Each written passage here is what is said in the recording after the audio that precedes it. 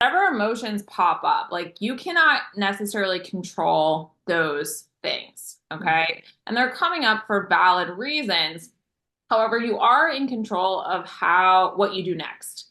So, this is the hardest shit. I'm gonna say this right now, and this takes a lot Mhm. of work and it takes a lot of practice, is you're going to have a reaction. So, your kid does something, someone says something, something doesn't go the way you want, you're going to have a reaction. Then you are responsible for choosing if you're going to move forward with that, being irritated, being in a bad mood, being whatever, or you choose to respond. That moves it into you being in more control. And that actually allows you to influence how you feel in the future. So if you move forward with yelling, with irritation, with negativity, any negativity, then in the future, you're probably not going to feel better.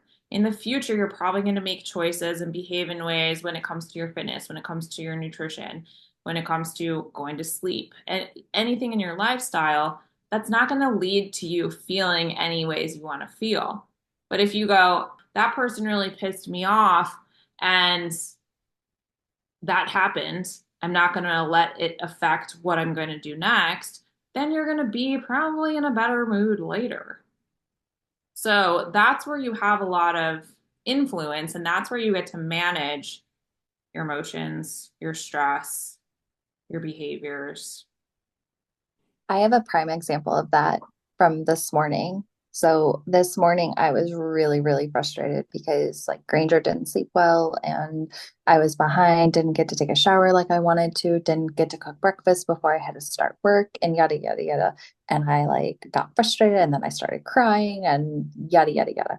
So I, as I said, I didn't have time to cook breakfast. So I was like, well, crap. Now, and I was planning on just not eating. And then I said, no, like I have a protein shake upstairs that I can easily grab, and I have a banana that I can easily take and eat while work is starting. And then in a couple hours, when I take a break, I can actually cook breakfast. And that kind of calmed me down in a sense once I kind of got back into like the right state of mind. Um, but like I had a plan versus I would probably just go without eating and then I would feel miserable and more irritated because I was so hungry. So Yeah.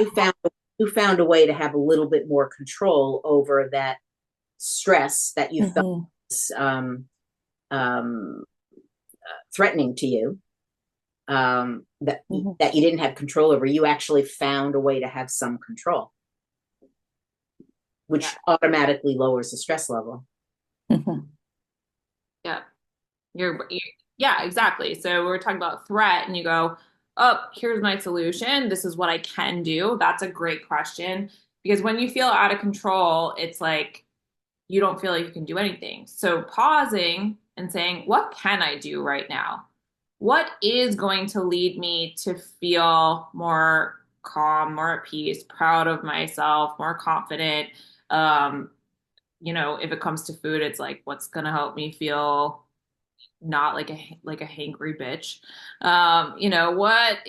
What can I do in this moment? Yeah. Yeah. Can I add one more thing? Um, for me, when I'm in a situation where I'm irritable and frustrated and angry or whatever, and nothing seems to be working right, for me, I guard very hard against getting into those never, always, have to, like nothing ever works, it's always like this, like all of those absolutes just put me in a terrible funk. And so for me, I work really hard, and it's taken me a long time, but I work really hard at saying, right now, this isn't working the way I want to, but I can do X or whatever. Or I will say, it's not always going to be like this. Or I'll say, step back, in the grand scheme of things, this is a small thing. And so that perspective really helps me because I can get pretty irritable.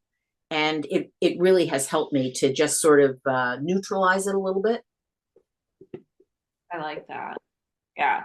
I think an important thing is noting that you are not your emotions. They're separate from you. So if you can distance yourself a little bit from them, if you can be like, okay, well, right now I feel overwhelmed. Let me put that to the side for a second. What can I do that's going to help me feel less overwhelmed? It gives you a lot of guidance and direction and puts you in the position of power versus that emotion being the one that's driving the seat. Because you don't want overwhelmed to be, or driving the car. You don't want overwhelmed to be driving. So put that bitch to the side, put it in the passenger seat, and then you can move forward. Yeah. All right. So let's do a quick exercise before we sign off. Um, I want you guys to just grab a piece of paper and or journal, whatever, draw a line down the center like this. On one side, you're gonna write, I feel better when I dot dot dot.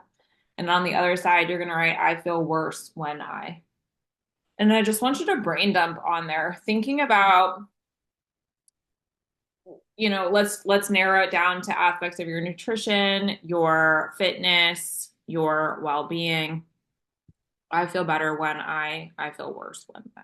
This is a really great blueprint for you, and it gives you a lot of perspective because there's likely behaviors on the I feel worse when I do these that are kind of go-to behaviors for you up until this point, or reactive behaviors if we're going along with, if you're in a highly stressed state or you're letting those emotions drive, those are probably things that you do.